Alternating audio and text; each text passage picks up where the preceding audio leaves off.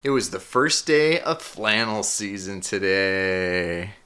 Look at all that winter texture. You've got flannel on the jacket, nice wool tie, nice wool pocket square.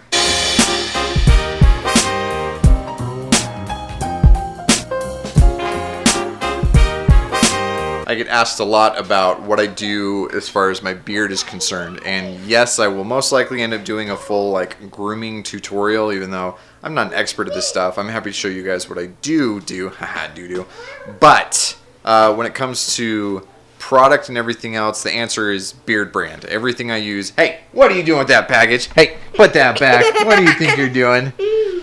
It's Beard Brand. I'm actually part of their team, and so I've been using their stuff here. Hey, get back here. I've been using their stuff since before I actually joined the team, but I love all their products, and I just got a new package of something new, so let's get it back from my daughter, and then we can open it up and see what's in there. Hazel, what are you doing? Where did you put it? Oh my goodness. Oh my goodness, you're so crazy. You ready to open it up? Yeah. Okay. Do you want to use the knife? No thanks. Okay, I will use it. We'll be extra careful with it. You gonna open that up with me? Yeah. See what's in there. Packing peanuts, your favorite. Ooh, they sent a lot. Nice. Okay, so good. I was hoping that's what this was gonna be. Their utility balm. Holy cow. Were you filming? Yeah. Look it. I can break them. I can break these.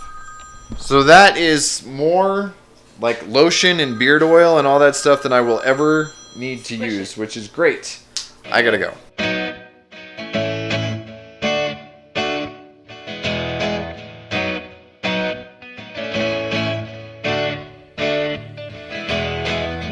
Fell in love with a girl.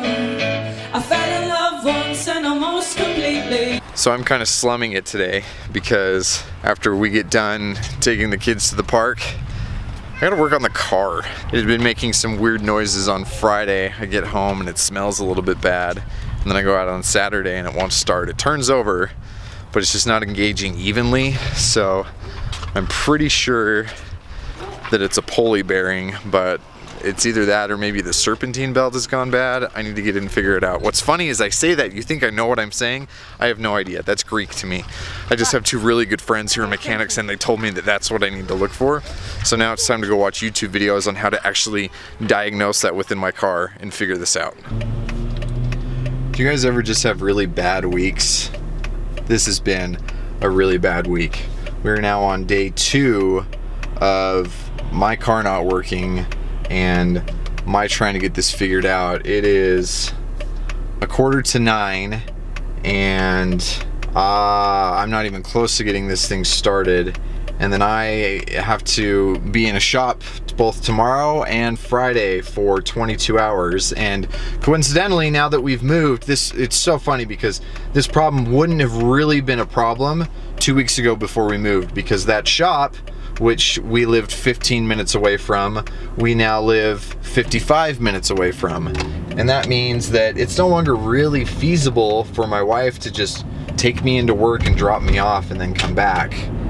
So I have two options. I can either get the car fixed tonight, or I can deal with taking the front runner train and adding an extra 2 hours onto my already 2-hour commute both tomorrow and Friday, which obviously neither one of those feels like a win, and I'm just really frustrated. I'm really frustrated. It's been getting everything moved in has been really rough. There's a couple things going on with work that have been really, I don't know, you don't need to hear me complain. It's been a really crappy week, and I'm still in the thick of it. I gotta get to Saturday, and then I can hopefully get back on track with some other things that I should have been able to focus on all week, but I haven't, just because there have been myriad distractions. And I know that that's life, that's just being an adult, and that's part of what that all means and consists of. But it doesn't mean it isn't frustrating, right? It doesn't mean that it's not frustrating. Anyway, let's go pick up another part I need, to hopefully get this stupid car figured out. And I had a guy ask a good style question, and so I'm gonna answer that while I'm working on the car, because not only do I still have to get this done, but in order for you guys to see this video tomorrow, that means that by the time I'm done with the car, whatever the time that is, I still have to get this video edited and uploaded, because I won't. Anyway, it's a lot. It's a lot, but that's being an adult, and end whining now. We'll talk style stuff after I get back from the shop.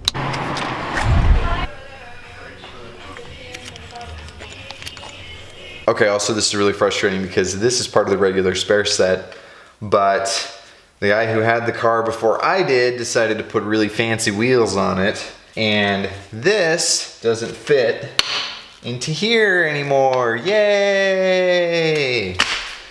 So I'm trying to do it with the standard socket set, but getting any sort of leverage on this thing is ridiculous. So I had a guy named Hayden reach out, and he wants to know what I recommend as far as how to get into the menswear industry. He is very passionate about the subject and wants to know how to turn it into a career like I have. And the honest answer is, I don't know. I can tell you two things, and I'm happy to tell you those. I can tell you, dead moth, gross. I can tell you how it worked for me and what happened to me, and I can also tell you what I look for when I'm hiring guys, because over the years that I've been with Beckett and Robb, I've hired, I don't know, half a dozen guys, and I can tell you the things that I look for specifically that are beneficial. Now this is just for shop guys, so I'm not looking for guys who are necessarily designers or anything else, but you know, it's a very much an entry-level position within the industry, and so I'll tell you what I'm looking for with that. This project is just not going to happen tonight. So frustrating. I'm not even a car guy, but I hate the fact that I don't have a garage that is equipped with enough tools to be able to adequately do a normal job when it comes to a car. It's kind of humiliating that whatever. It's stupid, and I'm frustrated, but honestly, I mean, I know it's first world problems. Boo-hoo, you don't have a car. But hopefully I can get this taken care of on Saturday. Anyway, going back to Hayden's question, I'll tell you guys my story. I fell into this industry bass backwards. I've always been cognizant of my appearance and what that means, but I didn't really start to take it seriously until it was probably 2009, 2010, which is actually when I started the blog Masculine Style. And at that point, I was working in a credit union. I was doing loans, and I had studied broadcast journalism. I wanted to do talk radio. And one of the things that you do when you're trying to keep your voice sharp is you write stuff. If you're not actually working in the industry, you still continue to write so you can get better and better at it and fine-tune those skills. And so that's how I decided to start Masculine Style. Fast forward to 2012 when my oldest, Hazel, was born. And my wife and I both knew that we wanted her to be able to stay at home. I was not making enough money at the credit union. I wasn't having any job opportunities present themselves, and I was looking and I wasn't able to find anything. And so I thought, well, you know, I continue to answer the same questions over and over again with Masculine Style. Maybe there's a way for me to monetize that and figure it out. And so that's when I started to treat it more like a business instead of just a hobby where I was writing for the sake of writing. And that lasted for about a year, and that's when I met the guys at Beckett and Robb. Now, I've joked about this before, but Utah is not really menswear central, and so it was inevitable that our paths would cross eventually. And so I went into the shop. I just happened to be downtown in the neighborhood, and I was hoping that I would be able to meet one of the founders. We'd kind of missed connections on a few different emails prior, and I expected it to be, I paid for 20 minutes of parking, you know, nothing crazy. And I ended up walking out 4 hours later after a really good conversation with a job offer. And basically what Jason, the founder who offered me the job, told me later on is one of the reasons that he was so impressed with me and wanted to extend me an opportunity right then and there was because I had treated my site like a business, and he could tell that I was taking it very seriously, that I was being ambitious, that I had kind of a business mindset, and that was one of the things that he was looking for. Now, I don't know if that is something that will translate for you guys if you're interested in getting into this industry. I will tell you that when we open up shops in new cities, one of the things that I do look for is whether or not there are any local menswear bloggers that we can capitalize on, whether that's bringing them in to actually work with us as a style consultant or a shop manager, or at least using it as a way to kind of build up some awareness of the fact that we're coming into that city. And so obviously I'm kind of biased towards that because that was how it worked for me, but I've seen success with that within our other ventures. And so it doesn't hurt. It doesn't hurt to start your own thing and to start to treat it like a business, especially because maybe you're not going to find what you want, but you'll find ways to continue to build and leverage these other things into something that's profitable for you. Now, as for what I'm looking for when I'm hiring somebody, I'll tell you guys that one of the biggest things that I'm cognizant of is how much of a menswear guy a different candidate is. Because one thing that exists, especially within our industry, because it's clothing and its appearance, is that you have to fit within what our given aesthetic is. If you follow Beckett and Robb on Instagram, or you see some of the guys, when we're out at PT or other things, we have a very specific aesthetic. And it's very, I wouldn't say it's overly unique to who we are, but there's a very big difference between the kind of photos that you would see from a brand like Indochino or a brand like Beckett and Robb, and they're very different.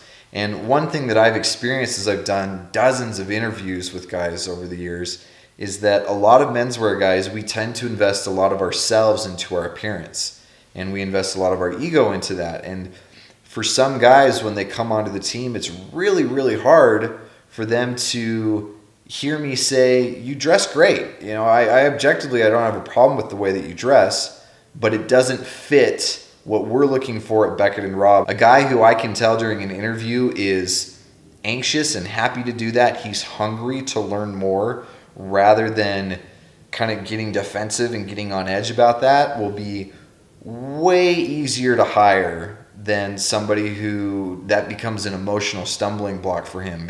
Being able to comply with the dress code in an industry where dress is the fundamental thing that you're selling, that should be a no-brainer. And so I would say that if you're looking to get into the menswear industry, one of the biggest things is being hungry enough and humble enough to understand that you may know a lot of stuff. You probably do.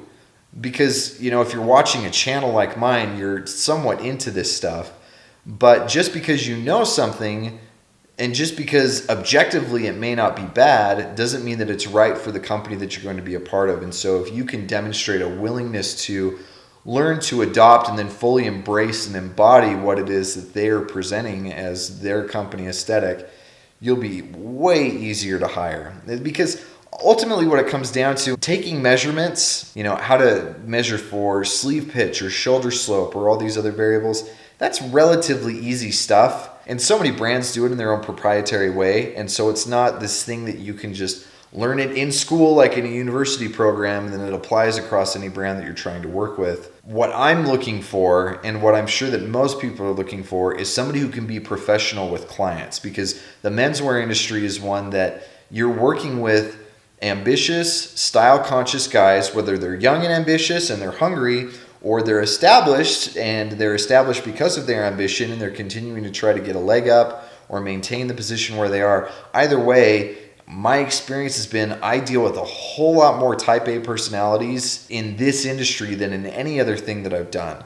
And so somebody who can be able to confidently and competently and respectfully present themselves to clients and to work within that, that's going to go a whole lot farther than somebody who already has some familiarity with how to take a chest and a seat measurement, because that stuff's easy. It really is. And so I would say prove that you're willing to turn this into something on your own, that you're not waiting for somebody to give you an opportunity, but you're out there seeking to either find or create opportunities for yourself.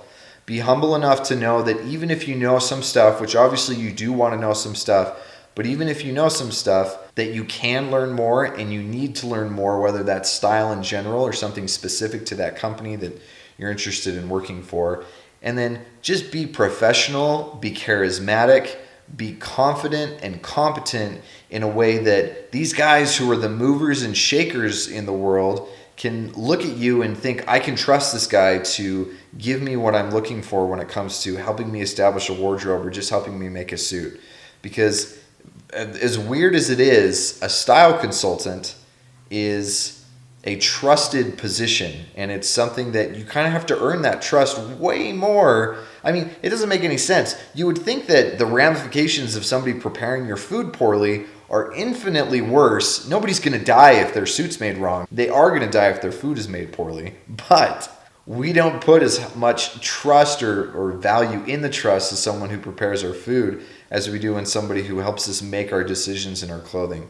So be confident, be competent, be respectable, but at the same time know how to be personable or so. Hayden, I hope that helps. Any of you other guys who are wanting to get in the industry, I hope that helps. I'm going to get this edited and go to bed because I'm going to have to get up early to catch the train tomorrow.